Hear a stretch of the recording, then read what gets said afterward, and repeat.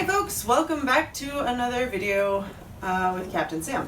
I am Captain Sam and I'm here in the aft cabin of Tall Ship Providence. If this is your first time visiting, we're normally a little more put together than this. We're doing some work right now.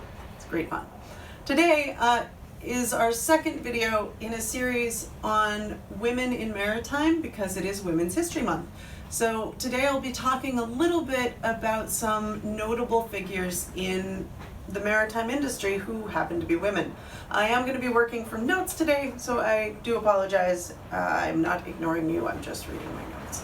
So, as early as 1493, we have reports in American waters of mermaids, which is super fun. I love mermaids conceptually.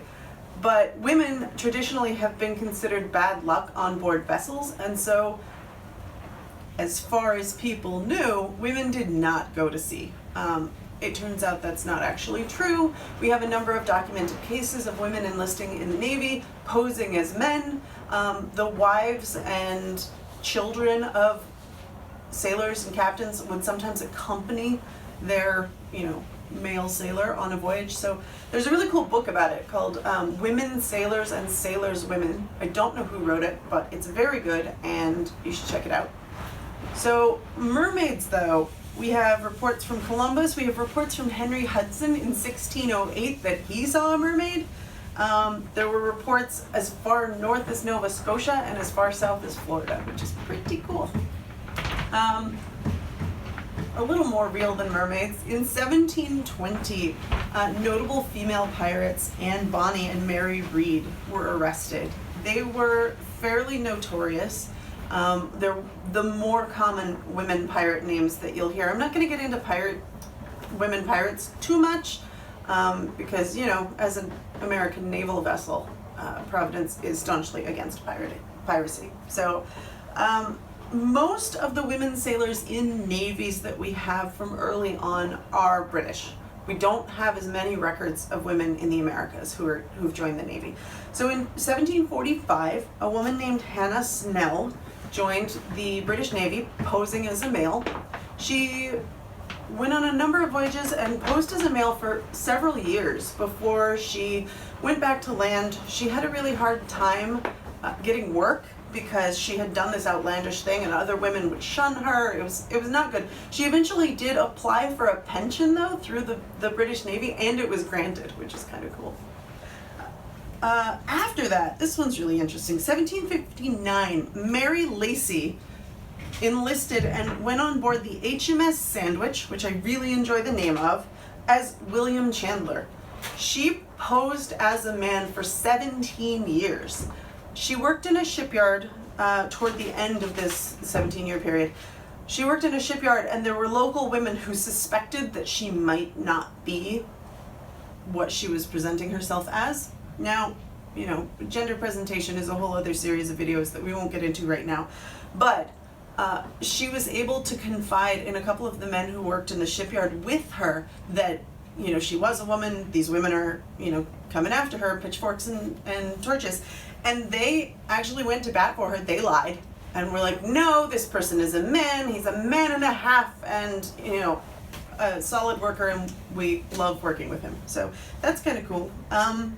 In 1808, the British Navy officially forbade women from enlisting. So they figured out that this was a thing that was happening, and they made it official, no women. In 1830, women started being granted the position of lighthouse keeper, which is another traditionally male role that's, boat adjacent. There's some really cool stories about lighthouse keepers rescuing people and tending the lights, and it's really interesting. In 1880, a woman named Annie Brennan ran a tugboat in the Puget Sound, and it's the first instance we have of that. In 1908, the United States Naval Nurses Corps was started, and at the beginning of World War I, 20 women signed up and came to Washington, D.C. as nurses, and by the end of World War I, there were 1,380 of them. which is exponential growth, and I think it definitely speaks to the character of the naval nurses.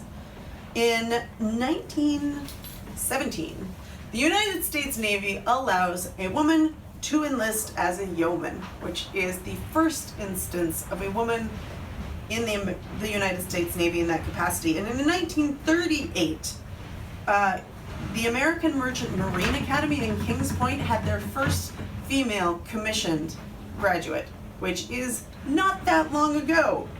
And in 1948, the Women's Armed Service Integration Act was passed, which officially eliminated women not being able to serve on board naval vessels.